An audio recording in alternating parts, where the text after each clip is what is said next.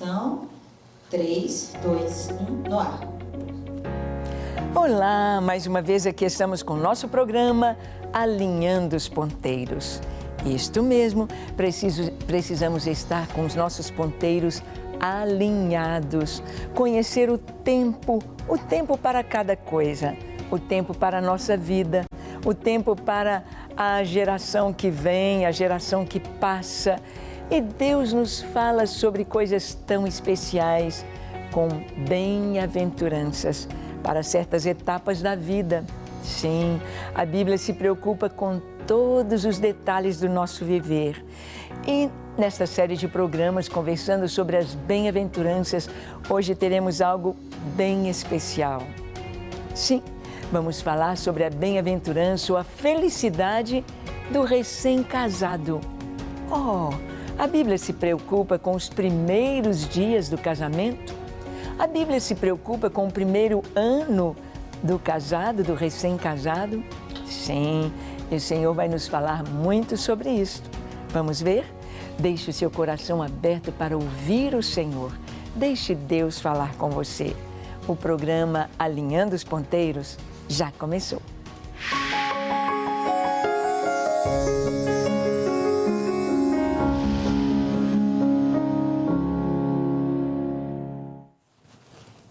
Muito bem, nós sabemos que Deus nos fez, Deus criou o homem à sua imagem, conforme a sua semelhança. Deus nos fez um ser tão especial, capaz de pensar, capaz de sonhar, capaz de produzir, capaz de fazer coisas tão lindas, de criar, não como Deus criou a partir do nada todas as coisas, mas criar a partir das coisas criadas. Como que nós temos hoje a tecnologia, o homem usando a sua inteligência, usando o que ele tem descoberto na natureza para copiar a natureza. O que nós fazemos são simples cópias do Criador. Cópias do Criador. Aí nós temos o avião copiando a aerodinâmica das aves. Aí temos os submarinos copiando o modo de trafegar pelos mares e pelos fundos dos mares com os grandes peixes, animais marinhos. Aí nós temos a lâmpada LED copiando dos vagalumes as suas células no seu traseirinho luminoso. Aí nós temos os radares copiando dos morcegos a capacidade de captar os sons, os radares. Que coisa tão linda! O homem criando a partir da natureza. E como Deus nos fez, Deus nos capacitou de tantos dons, Deus nos capacitou com tanta capacidade com um potencial tão grande. Deus nos fez para viver em família. Nos céus, a família. Nos céus, Deus não é isolado da sua criação. Não.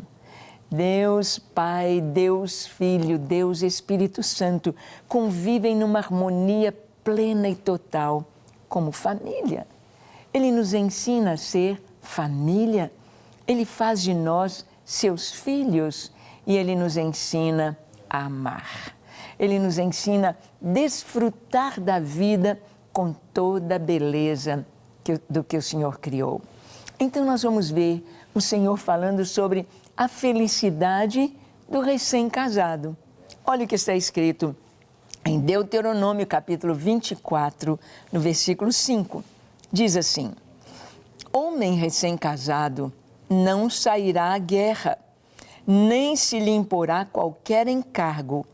Por 1 ano ficará livre em casa e promoverá felicidade à mulher que tomou.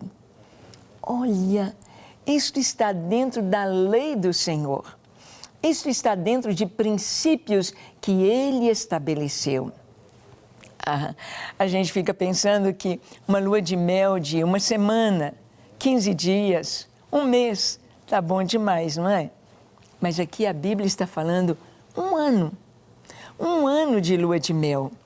1 ano em que o marido vai promover a felicidade da esposa. 1 ano.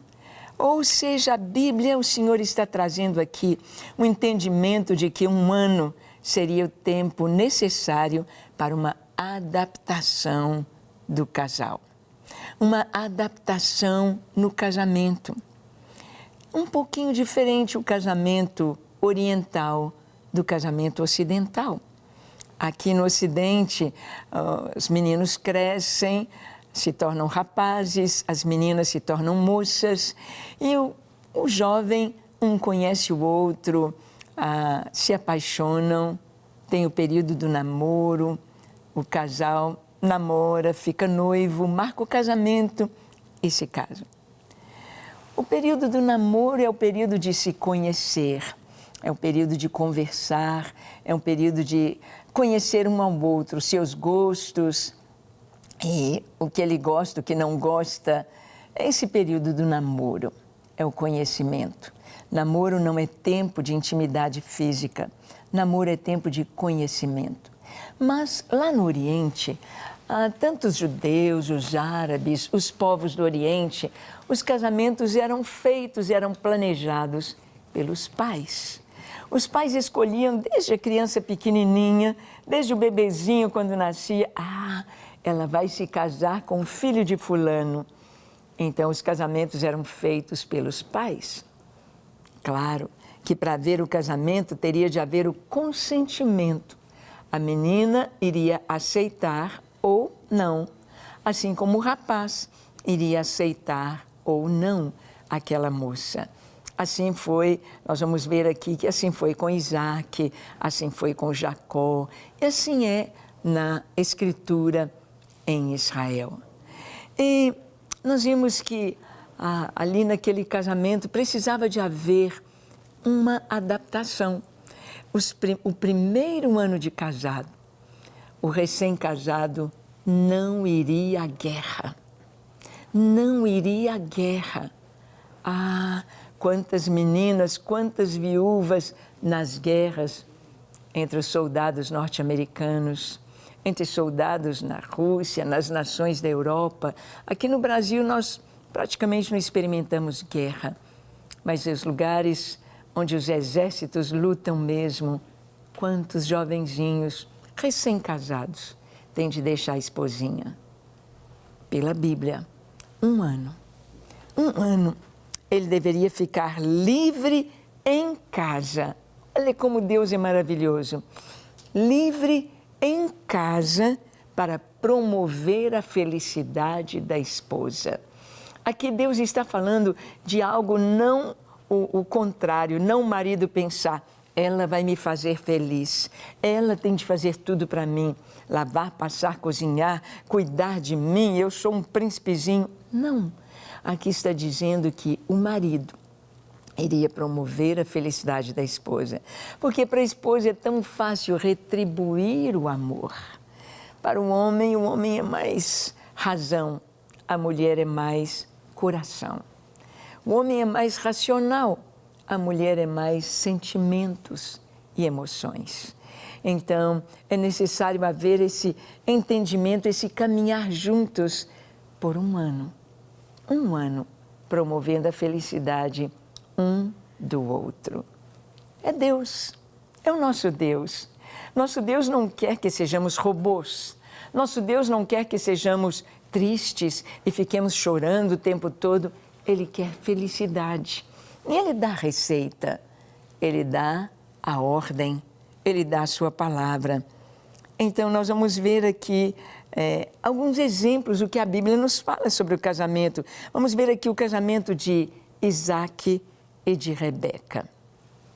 Em Gênesis 24, 61 a 67, nós lemos: Então se levantou Rebeca com as suas moças e, montando os camelos, seguiram o homem. O servo tomou a Rebeca e partiu. Ora, Isaac vinha de caminho de Beer-lahai-roi, porque habitava na terra do Neguebe. Saíra Isaac a meditar no campo, ao cair da tarde. Erguendo ele os olhos, viu, e eis que vinham camelos. Também Rebeca levantou os olhos e, vendo a Isaac, apeou do camelo e perguntou ao servo: quem é aquele homem que vem pelo caminho ao nosso encontro? É o meu senhor, respondeu. Então tomou ela o véu e se cobriu. O servo contou a Isaque todas as coisas que havia feito. Isaque conduziu até a tenda de Sara, mãe dele, e tomou a Rebeca, e esta lhe foi por mulher. Ele a amou, assim foi Isaque consolado depois da morte de sua mãe. Aqui está o casamento de Isaque e Rebeca. O Eliezer, o servo de Abraão, foi até Padã-Arã buscar uma esposa para o seu senhor. Ele disse: olha, e se a moça não quiser? E se ela não quiser me acompanhar para vir ser esposa? Abraão disse: não tem problema, você não vai trazer a moça, porque eu não quero que o meu filho saia daqui para ir para lá. Porque onde eles estavam era a terra prometida. Era Deus que havia trazido Abraão e ali deveria estar o seu filho Isaque. Eliezer então chega lá em Padã-Arã e tem aquela história linda. Ele ora dizendo: Deus, me mostra quem vai ser a esposa do meu Senhor. Eu vou parar aqui perto da fonte. Se uma moça vier tirar água e eu pedir água e ela der água para mim e para os camelos, essa foi escolhida pelo Senhor, porque ninguém ia fazer isso. A mulher é delicada, é débil, ela iria pegar água para todos os camelos, aquela comitiva, e camelo bebe água, e muita água. Mas Rebeca vem com seu cântaro, e Eliezer diz: você pode me dar um pouco d'água, por favor? Pois não, meu senhor. E ele bebe. E ela diz: eu vou dar também para os seus camelos. Ele ficou olhando e disse: Deus me respondeu, esta vai ser a esposa de meu senhor. De onde você é? Como você chama? Rebeca. Eu sou filha de Betuel, filha de Naor. Naor era irmão de Abraão. Ele então teve a resposta. E perguntaram a Rebeca: você quer ir com esse homem? Você quer ir se casar com alguém que você, naquela época, não tinha foto? Ela não sabia como era Isaque, se era alto, baixo, feio, bonito, cabelos crespos ou cabelos lisos, moreno, branco. Ela não sabia nada de Isaque. Ela disse: eu irei. E ela veio. Quando vinham chegando de viagem, a viagem longa, Isaque estava vindo no campo para orar. Isaque viu os camelos, ela viu Isaque. Ela sentiu: deve ser ele. E ela perguntou a Eliezer: quem é aquele que está vindo? É o meu senhor, é Isaque. Ela desce do camelo e ela põe o véu. Ou seja, tiveram um casamento celebrado no campo. Hoje, quantos casamentos são celebrados nos sítios, nos campos, a céu aberto, como na Bíblia. Ela pôs o véu. E ele toma a Rebeca e leva a Rebeca. O casamento foi feito. E diz a palavra: e ele a amou. Ele a amou. E foi consolado da falta que ele sentia da sua mãe. Agora tinha Rebeca para amar e ser amado. Deus se importa conosco. Deus fez o casamento de Adão e Eva. Deus trouxe ali bem claro Rebeca para Isaque. Deus providenciou tudo. Deus cuida, Deus ama o casamento. Deus quer estar no casamento, não apenas na festa, mas no dia a dia do casamento. Por isso a Bíblia diz que o cordão de 3 dobras não se quebra, não se rompe facilmente, porque é o marido, a esposa e Jesus. O Senhor no casamento. Quanto mais amamos a Deus, você imagina que o marido aqui, a esposa, quanto mais ambos amam a Deus, mais juntos estão um do outro, mais se amam. Quanto mais amamos a Deus, mais amamos o nosso cônjuge. Esse é o projeto de Deus. No casamento de Rebeca, Isaac. Nós vemos Deus movendo, Deus trazendo, Deus operando para que eles fossem felizes. O casamento feliz, cada um tem de cumprir o seu papel. Olha o papel das mulheres. Está escrito aqui em Efésios capítulo 5, 22 a 24. As mulheres sejam submissas ao seu próprio marido como ao Senhor, porque o marido é o cabeça da mulher, como também Cristo é o cabeça da igreja, sendo este mesmo o Salvador do corpo. Como, porém, a igreja está sujeita a Cristo, assim também as mulheres sejam em tudo submissas ao seu marido. Aqui, para que haja um casamento feliz, a mulher deve estar submissa ao seu marido. Ela deve honrar ao seu marido. A mulher que honra o marido, que faz o bem, que cuida, que zela por ele, ela recebe a cobertura do amor do seu marido, que é o que a palavra de Deus vai nos dizer, que o marido vai amar a esposa, proteger a esposa, cuidar da esposa. É maravilhoso saber que Deus pensou em tudo. É maravilhoso saber que no casamento Deus trouxe o papel para cada um. Muitas mulheres pensam a ser submissa, isso é muito ruim. Não, é proteção. O homem é comparado à árvore. O homem é comparado ao cedro, à palmeira, à oliveira, mas a mulher é comparada à videira. A videira precisa de escora. A mulher precisa de escora. O homem tem de saber que ele precisa proteger a esposa. Ele precisa trazer-lhe segurança, proteção. Por isso, o marido deve ser o mantenedor da família. Deve ser o supridor. Aquele que trabalha, aquele que traz o pão, aquele que cuida, aquele que é corajoso, aquele que é forte, aquele que vai à luta, aquele que protege a família. A esposa está debaixo da sua proteção, está guardada e na mesma missão que o marido. A missão de serem felizes, a missão de criarem os filhos, a missão de formarem uma família dentro do projeto de Deus. Então, o papel da esposa é ser submissa. Como a igreja está sujeita a Cristo, assim também as mulheres sejam submissas para a nossa própria proteção. Proteção. Hoje vemos um movimento aí feminista, as mulheres querendo ser o que não foram feitas para ser. A mulher dizendo que é dona do seu corpo, na verdade, nós não temos nada. E com relação aos filhos, dizer, eu deixo o filho no meu ventre ou eu tiro de acordo com o que eu achar conveniente. Não é assim. A partir do momento que há um novo ser no nosso corpo, no corpo da mulher, um bebezinho, a criança é indefesa. Ela não pode lutar pela sua própria vida.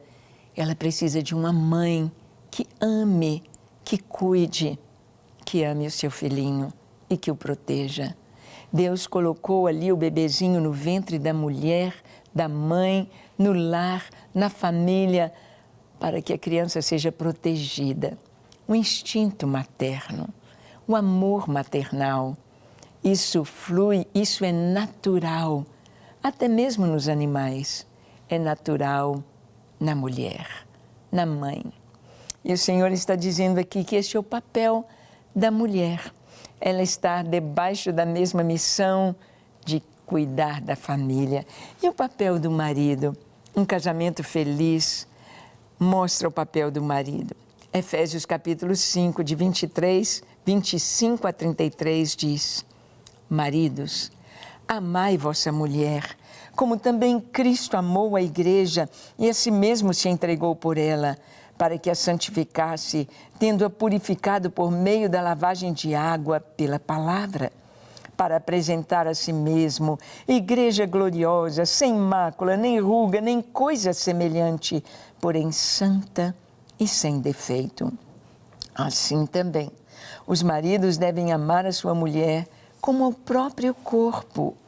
Quem ama a esposa, a si mesmo se ama, porque ninguém jamais odiou a própria carne, antes alimenta e dela cuida, como também Cristo faz com a igreja, porque somos membros do seu corpo. Eis porque deixará o homem a seu pai, a sua mãe, e se unirá à sua mulher, e se tornarão os dois uma só carne. Grande é este mistério, mas eu me refiro a Cristo e à igreja. Não obstante, vós, cada um de per si, também ame a própria esposa como a si mesmo, e a esposa respeite ao marido.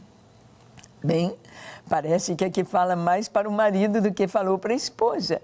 Para a esposa falou tão simples: seja submissa ao seu marido como a igreja está submissa a Cristo. Parece que a mulher entende logo o seu papel. Mas e o marido? O Senhor tem de explicar para ele.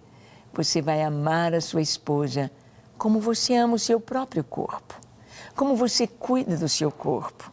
Você não aceita nenhuma agressão no corpo, encostou a mão no fogo, logo você tira a mão. Não, você cuida do seu corpo. Assim, o marido deve cuidar da esposa. Quem ama a sua esposa, a si mesmo se ama, disse o Senhor. Muitas vezes para o marido é tão mais complicado amar a esposa, mas é tão simples. Você lembra quando namorava? Você lembra das palavras de amor, de carinho? Continue com essas palavras. Você lembra do tempo de namoro, os presentes que trazia para ela? Continue desta forma, dando presentes à sua esposa, não esquecendo do seu aniversário, do aniversário de casamento. Traga flores, bombom, o que ela gosta. Você se lembra do tempo de namoro que você vinha de longe, morto de saudade, para encontrar a amada do seu coração e ter um tempo para conversar? Lembra? Hoje, casado, tenha esse tempo. Contemple de novo a lua, saiam juntos de mãos dadas, a passear pela praça, a comer um sanduíche, a curtir um tempo juntos, não separados pelas redes sociais ou pela televisão, mas gastando tempo um com o outro. Amar é tudo isto. É trazer palavras de elogio. É dar presente. É o toque, é o abraço, é o beijo, é o carinho, a carícia de casado. É gastar tempo um com o outro. E é servir um ao outro. É ajudar nas tarefas de casa, um ajudando o outro, um fazendo o outro feliz. Você conhece a linguagem de amor da sua esposa? Esposa, você conhece a linguagem de amor do seu marido? Muitas vezes o casal se ama, mas não consegue viver bem, porque não falam a mesma língua. Cada um está no extremo. Eu não sei falar japonês. E imagina ao lado de um japonês que não sabe falar português. Hoje a gente tem o Google. E no Google você fala em português, eu te amo. E vai sair em japonês, ele vai entender. E talvez ele fale em japonês, eu te amo. E eu vou ler em português. Nós temos um Google celestial. O Google celestial chamado Espírito Santo de Deus.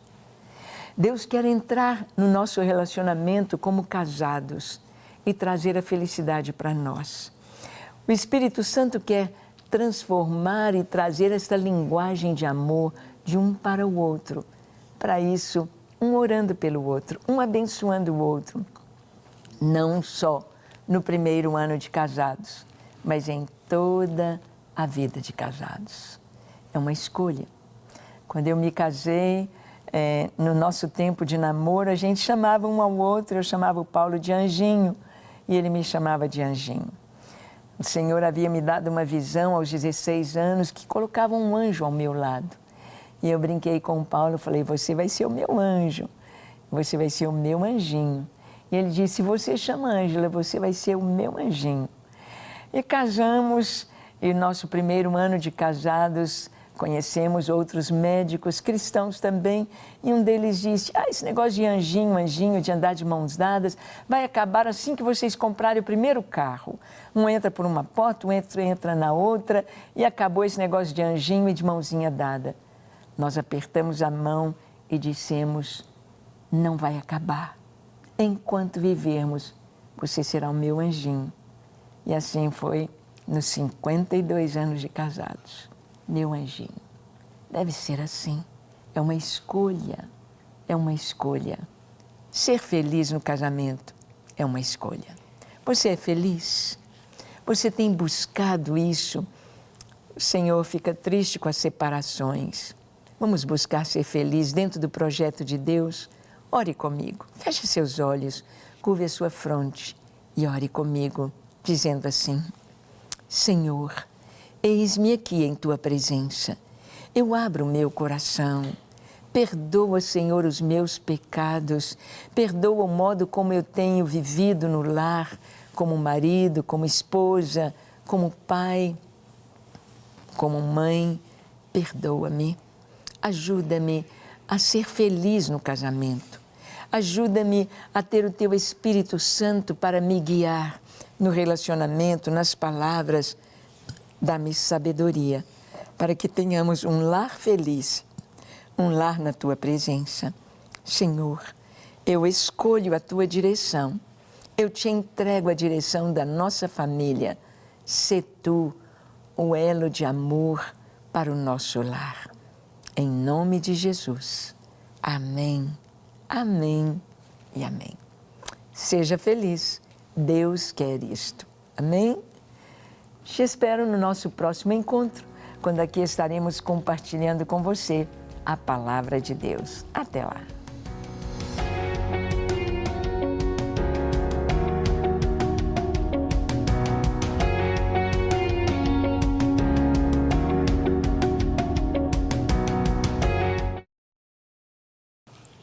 Ana